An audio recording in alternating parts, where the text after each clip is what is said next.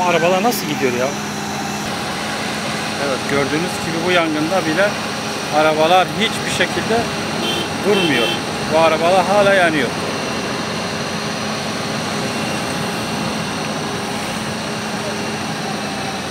Bu kadar tehlikeli bir yerde arabalar hiçbir şekilde durmuyorlar.